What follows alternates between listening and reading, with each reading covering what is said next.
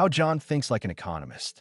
In our previous lesson, we established the fundamental reality of scarcity. Today, we transition from the problem to the solution, the framework for decision-making. To do this, we're going to look at the world through the eyes of our character, John. John is what economists call a rational actor. This doesn't mean John is a robot. It means he systematically and purposefully does the best he can to achieve his objectives, given the opportunities he has. To understand how John navigates life, we will use the 10 principles of economics as outlined by Gregory Mankiw. These principles are divided into 3 categories: how people make decisions, how people interact, and how the economy as a whole works. The first 4 principles govern how John makes decisions as an individual. Principle number 1, people face trade-offs. You may have heard the phrase, there is no such thing as a free lunch.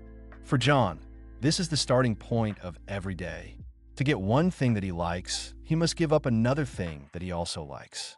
If John decides to spend his Saturday studying for a financial certification, he is trading off leisure time he could have spent with his family. If John's government decides to spend more on national defense, it is trading off the resources that could have been used to improve infrastructure or education. Understanding trade-offs is crucial because John can only make good decisions if he understands the options he is choosing between.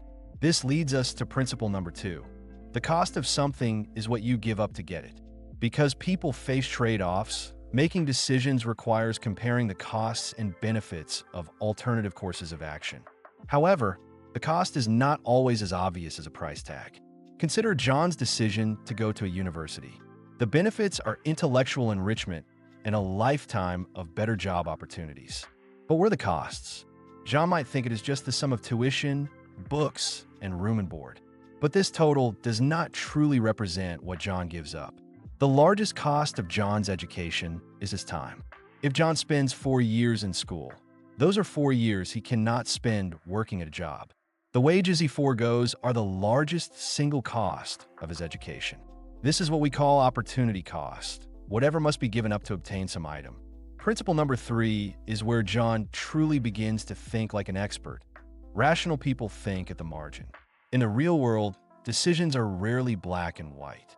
When John is deciding whether to study, he isn't usually choosing between staying awake for 24 hours to cram or not studying at all. Instead, he faces a choice of whether to spend 1 more hour reviewing his notes or watching television. Economists use the term marginal change to describe a small incremental adjustment to an existing plan of action. John will take action if, and only if, the marginal benefit of the action exceeds the marginal cost. For instance, if John is considering buying a second cup of coffee, he evaluates the extra satisfaction that specific cup will give him compared to the extra $3 it costs. He doesn't think about the total cost of all coffee he's ever drank. He thinks only about the margin. Principle number 4, people respond to incentives. Because John makes decisions by comparing costs and benefits, his behavior changes when the costs or benefits change. If the price of apples rises, John decides to eat more pears and fewer apples because the cost of buying an apple is higher. At the same time, the apple orchard hires more workers because the benefit of selling an apple is also higher. Incentives are central to the study of economics. When policymakers fail to consider how their policies change incentives, they often end up with unintended consequences. Now, let's look at how John interacts with others in the economy. This brings us to principle 5. Trade can make everyone better off. It is a mistake to think of trade as a competition where one side wins and the other loses. When John trades his web development skills for someone else's accounting services, both parties gain. Trade allows John to specialize in the activities he does best and to enjoy a greater variety of goods and services at a lower cost. Principle 6 states that markets are usually a good way to organize economic activity. In a market economy, the decisions of a central planner are replaced by the decisions of millions of firms and households.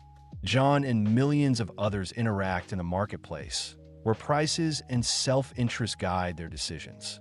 Adam Smith famously observed that households and firms interact in markets as if they are led by an invisible hand that leads them to desirable market outcomes. Prices are the instrument with which the invisible hand directs economic activity.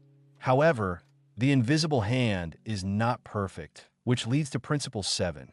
Governments can sometimes improve market outcomes.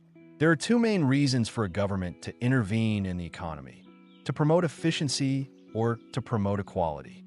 Sometimes markets fail to allocate resources efficiently on their own. This is called market failure. One cause is an externality, which is the impact of one person's actions on the well-being of a bystander, such as pollution. Another cause is market power, which refers to the ability of a single person or firm to unduly influence market prices. In these cases, well-designed public policy can enhance economic efficiency. Finally, we look at how the economy works as a whole. Principle 8. A country's standard of living depends on its ability to produce goods and services. The huge differences in living standards between countries and over time are attributable to differences in productivity, the amount of goods and services produced from each hour of a worker's time. Principle 9. Prices rise when the government prints too much money. This is the cause of inflation, an increase in the overall level of prices in the economy. When a government creates large quantities of the nation's money, the value of the money falls. In Principle 10, society faces a short-run trade-off between inflation and unemployment. Although the long-run effect of increasing the quantity of money is higher prices, the short-run effect is more complex. Increasing the amount of money stimulates the overall level of spending and thus the demand for goods and services, which can lead to lower unemployment in the short term. By understanding these 10 principles, John is no longer just a person reacting to the world. He is a strategist. He understands that every choice has a cost. Every interaction is an opportunity for mutual gain, and every market signal is a piece of a larger puzzle. As we continue through this course, keep John's mindset in focus. It is the foundation upon which all financial and economic intelligence is built.